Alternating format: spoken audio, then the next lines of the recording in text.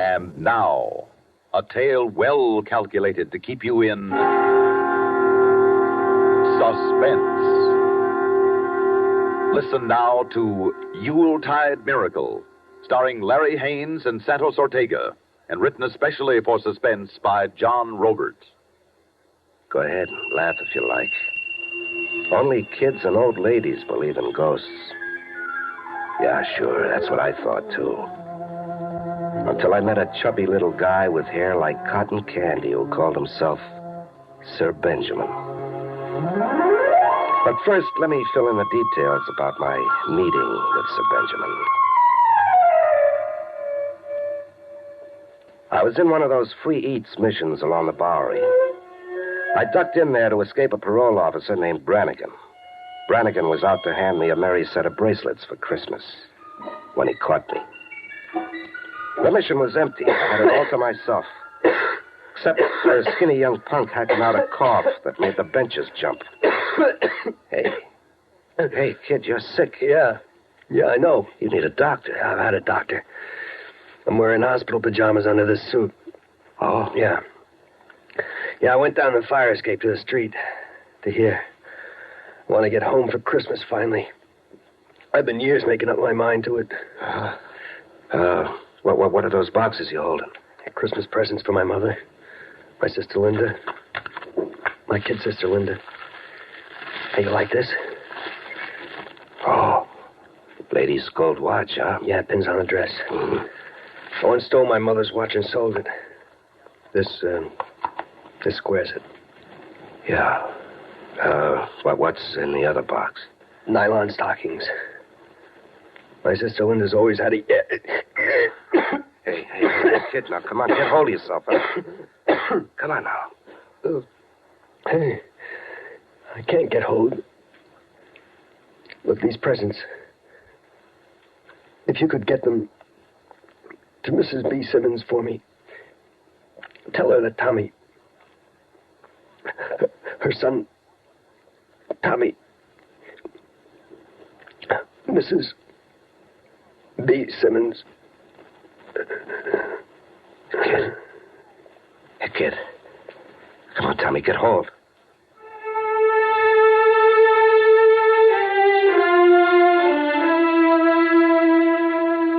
The coughing stopped.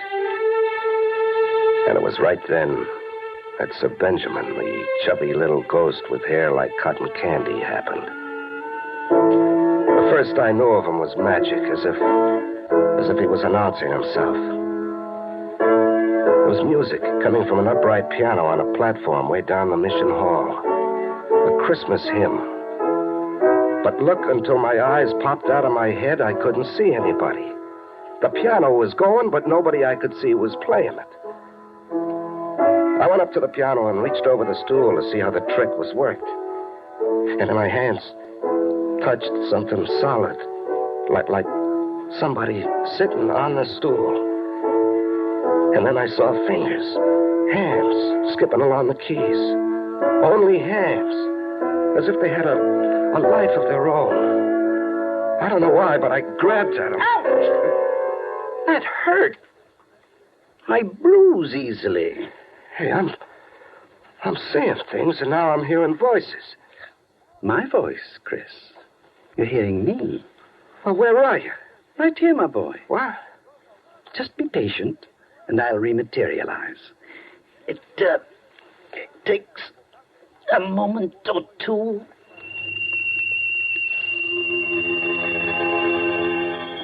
I saw the hands build. First arms, then elbows, shoulders, and then a body, slowly. And then the last thing, a head with little puffs of white hair. And then a face, a chubby face, rosy and smiling. Well, here I am. Every bit of me I trust. Who are you? Sir Benjamin. I'm sorry if I worried you. Hey, that trick, like you were invisible. But I was invisible. Oh, come on. Nobody can do that. I can. And that's only one of my powers. But first, Suppose we get right down to business, Chris? We have business? Of course. That boy over there on the bench, Tommy Simmons. Oh, the kid, yeah. I almost forgot. He's lying there like dead. I don't dare go outside, but somebody's got to call an ambulance. Do something. It's too late for Tommy. Well, now, we don't know that. We're not doctors. I know that. The problem now is, what are you going to do about his dying wish? What? Oh, you mean about delivering those presents to his family? It would be fine if you deliver those presents in person. Me? Hey, now, come off it, mister. It's not my job, and it's none of my business. Besides, I got problems of my own. Brannigan? What? The parole officer? How did you know about Brannigan? I'm a very versatile and talented ghost. I also have powers of conjuration. Come again? Turn the boy's dying wish aside, and I'll conjure up Brannigan. You don't think I can? I don't think you even exist. How about that? I think I'm dreaming you up. Very well. I will demonstrate. Hold on to something, Chris. Conjuration is a very cataclysmic and strenuous business. You'll definitely be safer if you hold on to something. Don't ask me why, but I grabbed hold of the piano. That's a good thing I did, too, because the joint began to rock like an earthquake was hitting it.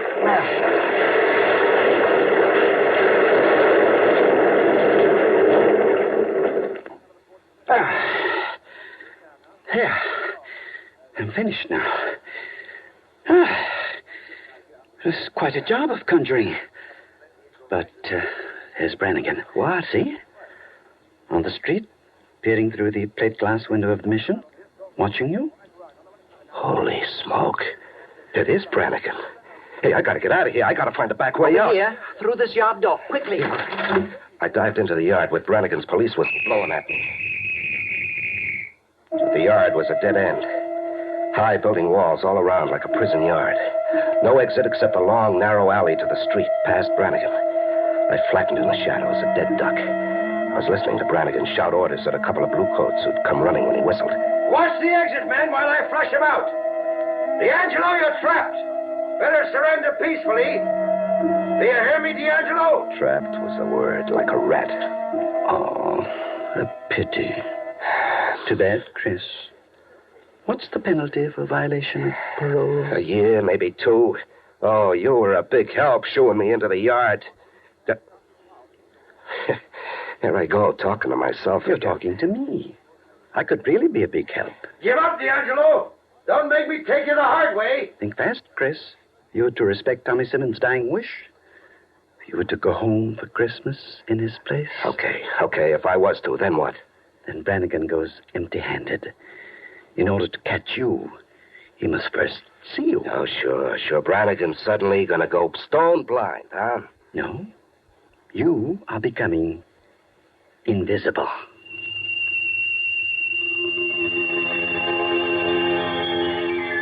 It was a laugh. But the laugh was I was invisible. At least to Brannigan I was. He came right toward me with a flashlight in one hand and a gun in the other. Only he looked right through me as if he didn't see me. D'Angelo! I know you gotta be in this yard. I watched him search every inch. And then scratch his head and give up. Now, Chris, for your part of the bargain. Here are Tommy's presents. Go deliver them. Now, look. I'll leave here and only run into Brannigan outside somewhere. Now, what about that? You remain invisible until you've arrived at your destination. That is, as long as you remain faithful to your mission. Go, Chris. Okay. Now, wait a minute. Where am I going? Where do I find this Mrs. B. Simmons? Not far. Just a brief train ride to a neighboring town. The town, Chris, is Bethlehem.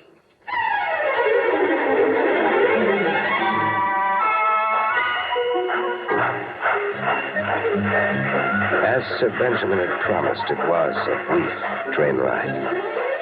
But funny, I felt like I'd come a long, long way. There was a deserted train shed with snow packed high. The station sign turned silver by the moon read, Bethlehem.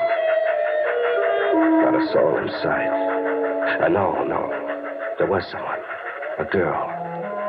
A girl in high boots, a snow hat, and the moon on her cheeks. She was coming toward me. Hello. Hello. Are you Chris? Yeah, my name is Chris. I'm Linda. Linda Simmons. I came to drive you home.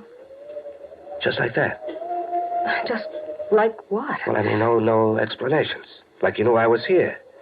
And how come you know my name? Oh, I was told you were coming, and told your name, too. You were told? Somebody telephoned.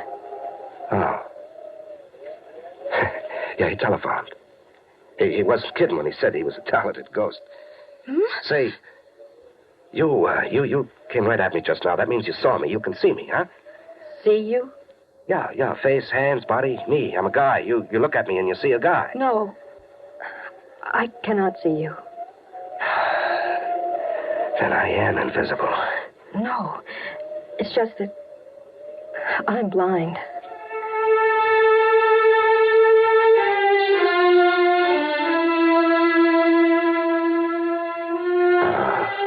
That drive home. Let's take it now, huh? There was a horse-drawn sleigh around the side of the shed. Silver bells on the reins and a horse whose name had to be Dobbin. You drove this rig all the way here by yourself? Oh, you don't drive Dobbin. He knows every inch of the way to the Bethlehem station. You see, we've been coming here every night for years. Nice and slow and easy. Mm-hmm. I'd been running since I was born, and now I was asking myself, what for? A guy can't stay tough in a horse-drawn rig in the snow. And when Linda put her hand on mine, I opened my fist for the first time I could remember.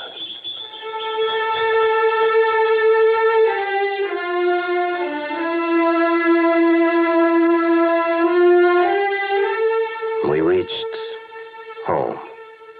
A framed cottage, nothing fancy, with a candle burning brightly in the window. Come in, Chris. Mother! Right here, Linda. Oh, Mother, this is Chris. Welcome home, Chris. Yeah, thanks. It's a nice place you got here, Mrs. Simmons. Oh, I'm so glad you like it. Yeah, I don't exactly know how to say this, Mrs. Simmons. You see, I'm just a mug. I quit school the minute I learned how to tell the teacher off, so if I ain't got the right words... Oh, you don't have to have the right words, Chris. You don't even have to get it said. You see, I know. You know? About Tommy? Yes, all about Tommy. Well, how? Oh, somebody talked to you on the phone, too, huh? Yes, somebody telephoned me. Well, the last thing the kid thought about was you and Linda and coming home for Christmas. Oh. And he asked me to give you these. Gold watch for you, Mrs. Simmons. And Oh, Chris. these for you, Linda. Nylon stockings. Thank you. It's nothing big, I guess, but Tommy didn't have much to give the way it was with him. You're wrong, Chris. Tommy had a great deal to give, and in his way, he gave it. I don't follow. A boy come home. Tommy couldn't come home himself, so he sent you to us, Chris. You can say about me that I was born in 1935 and I stopped crying in 1936 at the ripe old age of 1. And you can say about me that I let a tear go I never knew I had. Christmas, 1961. Linda. Yes, Chris. Don't get me wrong. You know, it's no crime being poor. Say it, Chris. Well, it's like this. It's Christmas, but I don't see any tree. And I've been sniffing close enough to the kitchen to know there's nothing roasting in that oven. You're disappointed? Oh, no. Is it all right if I borrow Dobbin outside? All right. Of course it's all right, Chris.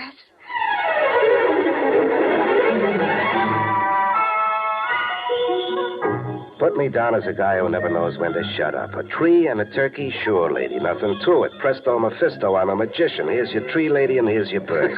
What? Quite a remarkable feat of magic, Chris. Presto Mephisto, eh?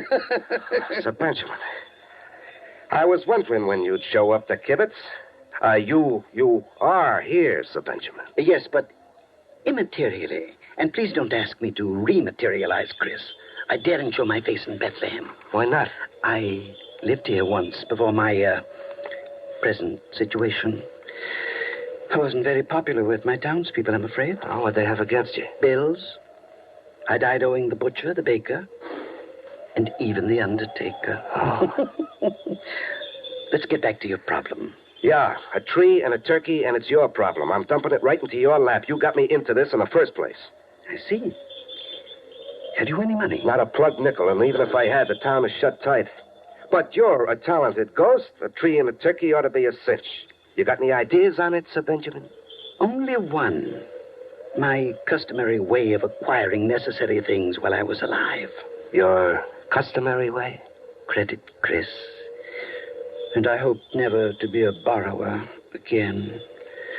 But I suppose it can't be helped. And, just where do we borrow this tree and turkey? From Uncle Cale's poultry farm. It's just past the Merchant's Bank, a short drive. Well, I'm a stranger here. Move over. I'll take the reins. Get there. There aren't any ghosts, and call me crazy, but Sir Benjamin drove the rig at a smart clip to a farm stacked with freshly cut trees. Take your pick of tree and carry it to the rig. And Chris. Yeah, what? No unnecessary disturbance. I owe Uncle Cale a formidable bill already. I threw the tree on the rig and went back. Sir Benjamin was coming out of a poultry house carrying a great big fat turkey. There's a job persuading this feathered fellow. Here, take the leash and be on your way. Well, wait a minute. Where are you going? To leave a receipt for Uncle Cale for one tree and one turkey. I'd sure like to be there when he reads it. So would I, Chris. So would I. I hurried back to the rig, right into the arms of trouble. Brannigan. Hello, D'Angelo. What? Run, and you won't get 10 yards. Okay. What did you do, look into a crystal ball to find out where I was? I didn't have to. I just took the same train you took. Ah, baloney. You had to see me to be able to do that. I had to see you. What were you, invisible or something? Sure, I was invisible. D'Angelo, you killed me. Invisible. Oh, yeah? All right, what about me yard behind the mission? You walked right past me. You played your flash right on me, but you couldn't see me. How about that? I'll answer that one. Maybe I didn't see you because I didn't want to see you. And now what? That's the truth, D'Angelo. I didn't want to catch you. I had to make noises like wanting to because I'm a cop. But I didn't want to make the arrest. Not on Christmas, D'Angelo. Yeah. Well, you're making the arrest now. Maybe I'm not. Well, why'd you tell me all the way here? To see what you were up to. To see if you really had a heart. Yeah. So, you're bringing the Simmons a tree and a turkey. Well, now, how do you know about the Simmons? I knew Tommy Simmons. I saw him pass you those presents in the mission before he died. I phoned Mrs. Simmons and Linda that you were coming. It was you who telephoned? Me, sure. Who'd you think? What's it? I thought Sir Benjamin. You thought who, D'Angelo? Never mind, skip it. Now, I'll ask one question, and then maybe I'll leave. Now, think carefully before you answer. Go ahead, ask.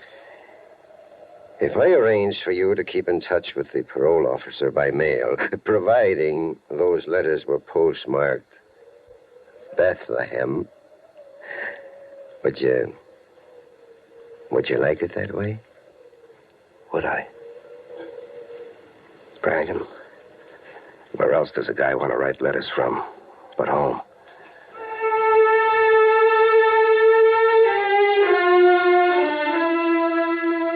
That's almost all there is to the story of Sir Benjamin. Me, Brannigan, Mrs. Simmons, and Linda.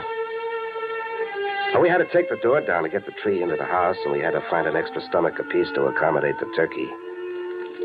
And then later, with the fire going and the lights down low, Linda and I sat dreaming on the sofa. I had my fist open for keeps. And her hand was right in mine, like it belonged there. It's been a perfectly wonderful Christmas, Chris. Yeah, wonderful. And thanks to you, we had a tree and a turkey. Well, thanks to me. Now, the tree and turkey wasn't my trick. The tree and the turkey were? Chris, what are you saying? No, really, the thanks goes to another guy. A chubby little guy who sure has a talent for getting what he wants. His name's Sir Benjamin. Sir Benjamin? Yeah. Why? Well, the coincidence of names. Well, I used to call my father Sir Benjamin in play. Oh, we'd play Lord and Lady. My father and he'd call me Princess Linda, and I'd call him Sir Benjamin. The coincidence of names, you said, huh? Linda, suppose it isn't a coincidence. But my father died years ago. Yeah, so did my Sir Benjamin. The guy I'm talking about is a ghost. A ghost? Yeah. A ghost like I met in a mission when your brother Tommy died. All of a sudden, a piano started going. Piano music, but nobody I could see was playing. Chris? Huh? Our piano is playing. Yeah, so it is. Hey, you want to bet it's Sir Benjamin? Bet, but how can you prove it? Well, easy. I toss a turkey wing at the piano stool. I bet you Sir Benjamin lets out a yell and complains about how easily he bruises. Do we bet? What will we bet, Chris? A kiss. That way, Linda, nobody loses.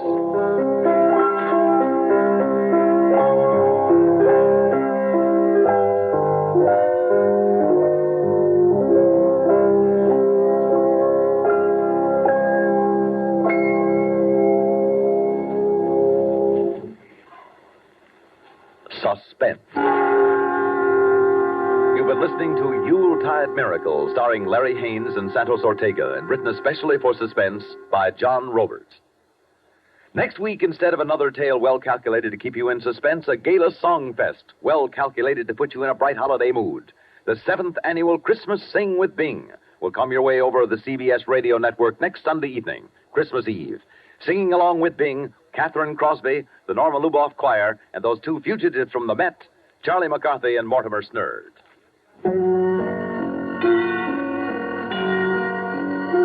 Suspense is produced and directed by Bruno Zerato Jr. Music supervision by Ethel Huber. Featured in tonight's story were Rosemary Rice as Linda, Joe DeSantis as Brannigan, Catherine Roth as Mrs. Simmons, and Bill Lipton as Tommy. 2 weeks from today, we'll return with The Old Man, written by Bob Corcoran. Another tale well calculated to keep you in suspense.